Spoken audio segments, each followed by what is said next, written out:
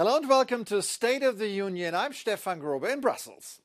We had a big birthday party in town this week. NATO marked its 75th anniversary. Congratulations. There will be a real celebration in Washington in the summer, but the event was deemed so important that top officials came to Brussels for the occasion and for a small party. And there was one special guest who traveled all the way from the archives of the United States government to NATO headquarters, the original North Atlantic Treaty, a historic document that solidified 75 years of collective defense across Europe and North America. The anniversary came as the alliance discussed plans to provide more predictable, longer-term military support to Ukraine. So we need to shift the dynamics of our support. We must ensure reliable and predictable security assistance to Ukraine for the long haul, so that we rely less on voluntary contributions and more on NATO commitments, less on short-term offers and more on multi-year pledges. At the NATO meeting, participants also discussed Russia's aggressive behavior in terms of hybrid warfare, directed not only against Ukraine, but against the European peace order in general. Vladimir Putin, Germany's foreign minister, said, aims to undermine and erode our democracies in Europe from within. Wir dürfen auch dort nicht naiv sein. Das, was wir in den letzten Jahren gesehen haben, das waren eben keine Zufälle, sondern das war gezielte Destabilisierung in unterschiedlichen europäischen Ländern mit Desinformation, mit Cyberattacken. The reason why she went after Putin is a brewing scandal known in early reports as Russiagate. Politicians from several EU countries stand accused of being bribed by Moscow to parrot the Kremlin's talking points.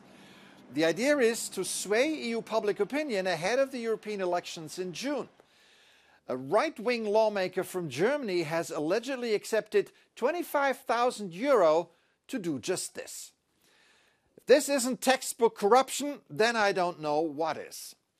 Joining me now is a man who knows a thing or two about corruption, Nicholas Ayossa, Director of Transparency International EU. Welcome to the program. Thank you very much for having me. So if you look at the last term of the European Parliament, especially with the Qatargate scandal, has corruption in the EU become a bigger problem than it was before? I don't think it has become bigger. I think it's become more brazen. The fact that we have sitting MEPs, ex-MEPs, and EU staff members walking around with suitcases of cash as if they can operate without fear of consequences is a real problem. And I think that has become a problem because the institutions haven't taken the necessary reforms on their ethical and anti-corruption frameworks. The institutions, particularly the Council, hasn't adopted the anti-corruption directive. And the Commission needs to more rigorously use the preventative and punitive tools that they have at their disposal to fight corruption. And until those things happen, I think it will only get worse. On that note, there's still no independent oversight and monitoring of the conduct of members of parliament. Why hasn't the institution been more serious about reform?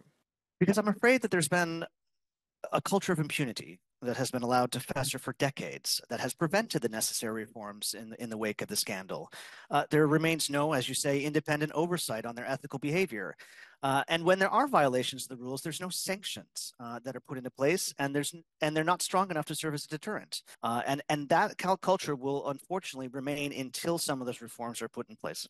There are obviously huge differences when it comes to corruption in the member states. How did that play out over the last 5 years? Has this become a real threat to democracy?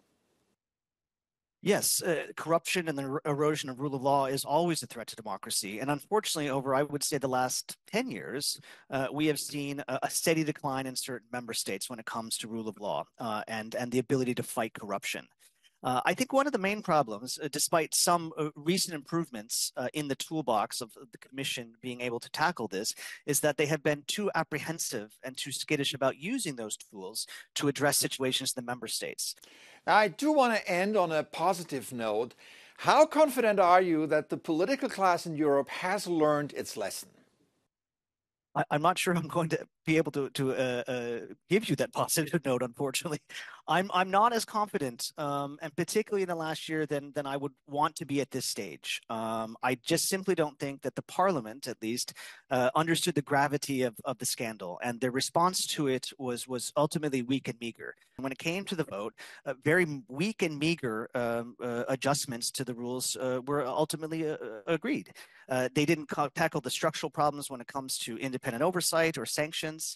I mean, we still have MEPs that are walking around with very lucrative side jobs with companies that are lobbying the same institutions, and they find this entirely normal. And I think they're doing themselves and the reputation of the Parliament grave harm. And unfortunately, in an election year, there is still perhaps time to turn that around, and I hope they use these next 8 weeks to do so. All right, Nicholas Ejosa, Director of Transparency International EU. Thanks so much for coming on the show today. Thank you very much for having me.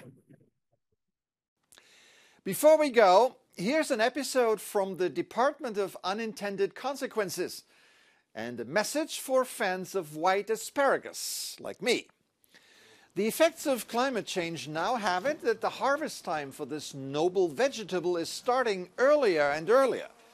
Potentially good news, as this means you can enjoy asparagus more.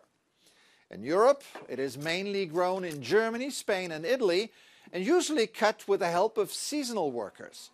But at the same time, it has become increasingly difficult for asparagus farmers to keep those seasonal workers over a longer period. This is bad news because it leads to a continuous decline in cultivation areas, with Germany alone losing 30 to 40 asparagus farms per year. So, enjoy asparagus while it's still around, and don't get annoyed by its high price at the farmer's market.